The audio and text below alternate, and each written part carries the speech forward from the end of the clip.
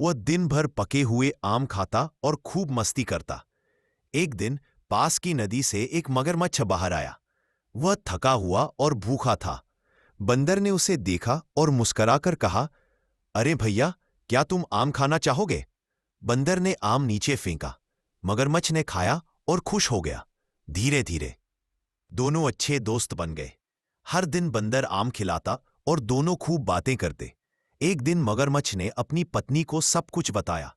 पत्नी बहुत लालची थी। उसने कहा, अगर बंदर इतने मीठे आम खाता है तो उसका दिल कितना मीठा होगा। मुझे उसका दिल चाहिए। मगरमच्छ ने मुश्किल से हिम्मत जुटाई। वह बंदर से बोला, चलो मेरे घर, मेरी पत्नी तुमसे मिलना चाहती है। बंदर खुशी खुशी उसकी पीठ पर बैठ गया और दोनों नदी पार करने लगे। नदी के बीच में मगरमच्छ ने सच्चाई बता दी। बंदर चौंक गया।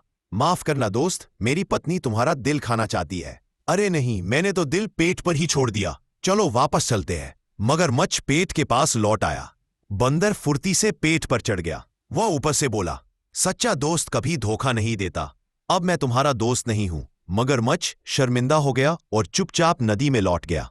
बंदर ने अपनी समझदारी से अपनी जान बचा ली। बच्चों याद रखो, समझदारी और सच्ची दोस्ती हमेशा जीतती है।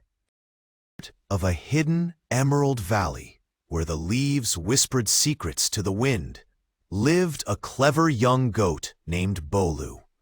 With his snowy white fur, curious golden eyes, and a glowing pendant around his neck, Bolu was no ordinary goat. He was the soul of the forest, a trickster and a guardian. Every morning, the sun filtered gently through the mossy canopy above, casting warm, dappled light on his world.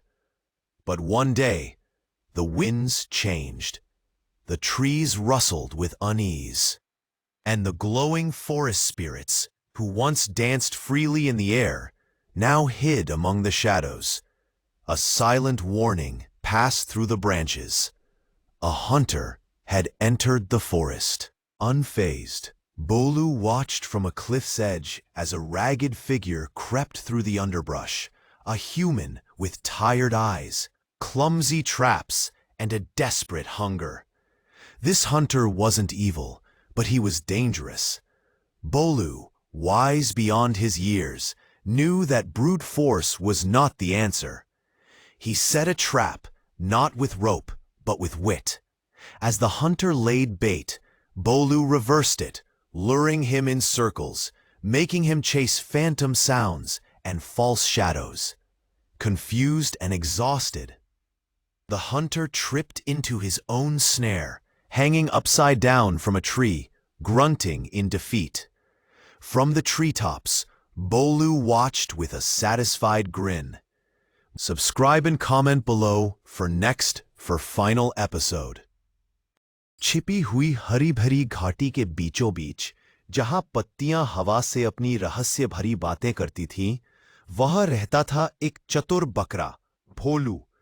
उसकी बर्फ जैसी सफेद ऊन, जिज्ञासु सुनहरी आंखें और गर्दन में टंगा एक चमकता हुआ लॉकेट उसे साधारण बकरों से अलग बनाता था। वो जंगल की आत्मा था, एक चालाक रक्षक। हर सुबह सूरज की किरणें पेड़ों की घनी छांव से छनकर आती और उसकी दुनिया को सुनहरे धब्बों से भर देती। लेकिन एक दिन हवा का मिजाज बदल गया। पेड़ चिंतित होकर सरसराने लगे और जो चमकदार वन आत्माएं पहले आकाश में नृत्य करती थीं, अब वे साये में छुप गईं। शाखाओं के बीच एक मौन संदेश फैल गया। जंगल में एक शिकारी घुस आया था। भोलू घबराया नहीं।